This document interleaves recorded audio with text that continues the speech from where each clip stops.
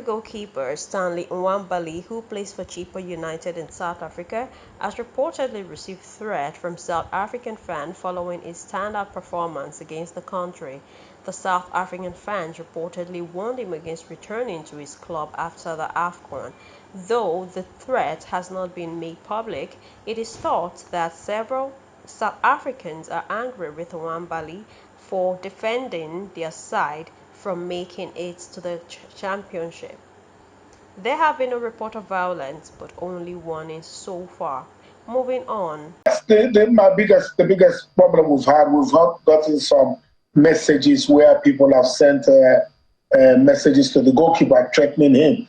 I hear some people are telling him, "Don't come back to South Africa since you didn't want us to score. Stay back when your team is playing." This is unacceptable. We've not heard of any violence, but just threats.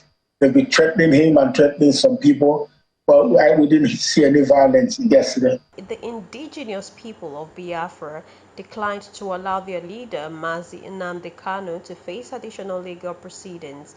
The group declared its support for the October 13, 2022 verdict of the Abuja Appeal Court, which cleared Kanu of all charges brought by the federal government. The Punch claimed that Kanu was arrested in Kenya and returned to Nigeria. As a result, he has been detained by the Department of State Services 2021. On December 15, 2023, the Supreme Court granted permission for his trial on the terrorism charges brought against him by the federal government. The case was then remanded to the High Court with a hearing scheduled for February 8, 2024. However, the FG did not appear in court, thereby forcing adjournment of the case.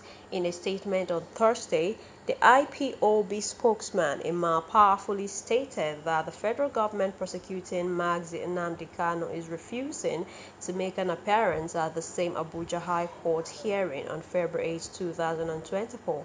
IPOB leadership has reviewed the action of the federal government and the judiciary and totally rejected further trial of the leader in the High Court.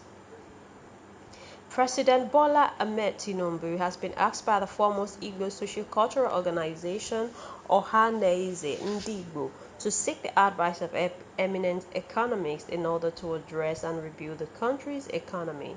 The group claimed that the country's economic recovery can be swiftly devised by utilizing the expertise of economists like Dr. Ngozi Okonjo-Iweala, a former Minister of Finance and current Director General of the World Trade Organization. Dr. Obi Ezekwesili, an expert in economic policy, and Dr. Akinwumi Adeshina, president of the African Development Bank, among others. They also added that doing so will reduce the burdensome cost of governance.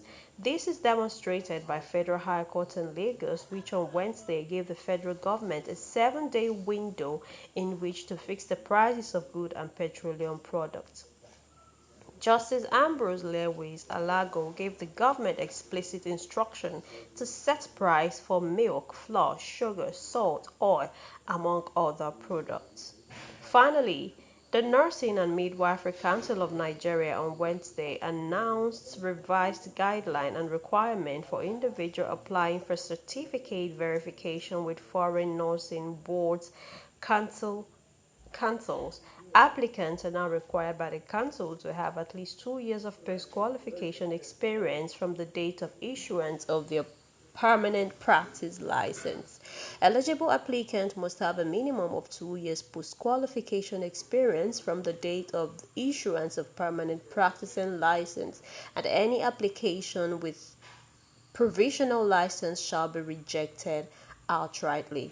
The Council shall request a letter of good standing from the Chief Executive Officer of applicant's place of work and the last nursing training institution attended, and responses on this shall be addressed directly to the Registrar CEO, Nursing and Midwifery Council of Nigeria.